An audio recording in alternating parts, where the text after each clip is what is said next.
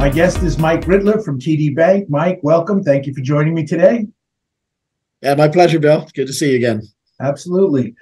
So Mike, the big thing that everybody is curious about, everybody's wondering about is inflation, interest rates, and recession. So obviously, that's something that you're very involved with. You keep a close watch on. What are you seeing in terms of the impact of rising interest rates?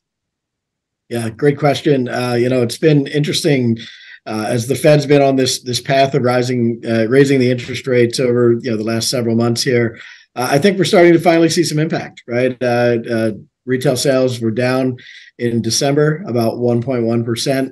They also adjusted the November numbers to be down 1%, so 2 months in a row of declines in retail sales. That's part of what the interest rate raises we're trying to do. We're trying to pull back some of the consumption, pull back some of the consumption that was fueling the inflation, right? So looks like what the Fed's doing is starting to have that impact. It's starting to cool off consumption a bit. We'll see. It's always interesting, right? Can they thread the needle and get you to a soft landing, as they talk about, versus a full blown recession? And that's the question that everybody's really got on their mind. So where are we heading for 2023?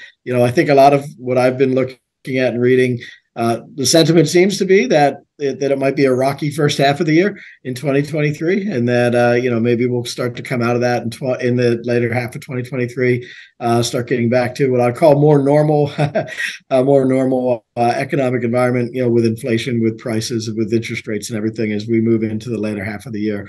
I think that would be welcome by everybody. I think avoiding a deep recession and really kind of hitting that soft landing, coming out and getting back to a growth mode would be welcome news for everybody.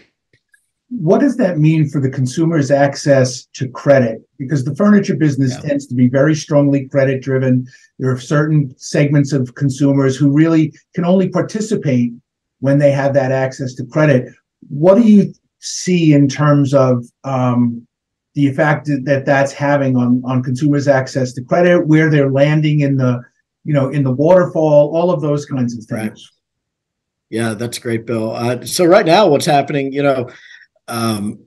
It's interesting that one of the categories that was called out in the December retail sales was furniture, and furniture being down more so than some other categories, perhaps. And I think a couple things driving that. I think there's been some interesting kind of pull forward, right? There's been a lot of talk about inventory, and maybe there's good deals, and there have been some pricing deals and so forth. And so there's some pull forward behavior that probably helped. October looked pretty good, and that's why maybe November, December looked a little bit weaker.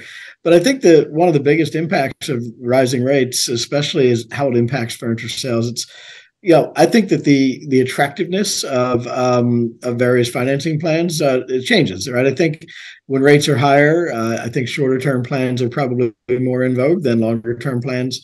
Maybe deferred interest versus equal payments, so that they come with different dynamics and so forth. And a shorter term plan might not look quite as attractive to a consumer, right? So spreading payments over 12 months versus maybe over 24 or 36 has a big difference in what that monthly cash flow looks like, right? And the folks that you were referenced that that really rely on financing to fuel the sales, it's the longer term plans really make a big difference, right? They bring that affordability factor into play. When you can split something over a longer period of time, it's easier to visualize how you can fit that into your budget.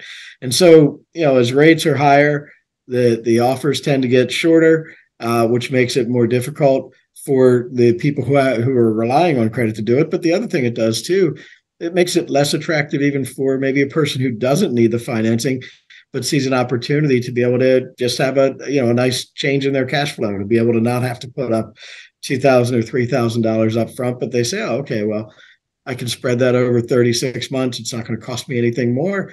That's a good deal. When you look and evaluate that over 12 months, maybe it feels like more of a hassle.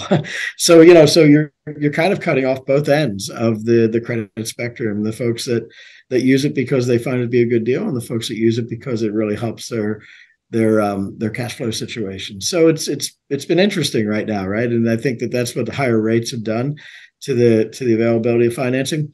if we do get into a recession, then then things get even more interesting, because then the availability of credit starts to get a little bit tighter. So, we're so far, I would say by and large, you probably haven't seen a whole lot of what I'd call, tightening of credit from the lenders. And I think that, that's always, you always want to be ahead of the game on that if things start to go south. And so really, keeping a keen eye on where the economy goes, where consumer confidence goes, and where that takes the U.S. economy overall is going to be a really important factor.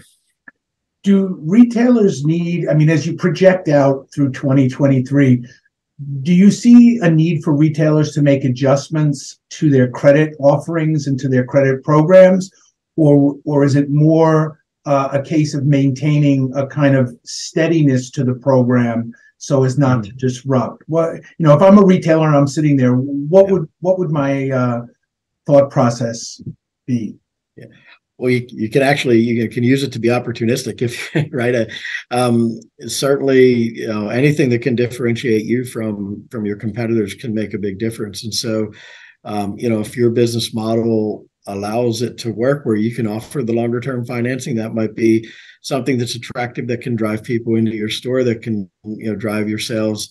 Again, it all comes down to your business model and how your margins work and those types of things. So there's definitely competitive uses for offering financing. Again, longer term tends to drive more people's interest, and can drive some foot traffic into your stores and maybe help you close some sales. On the other hand, sometimes the cost of accepting credit is a really important factor as well, and so you have to balance that.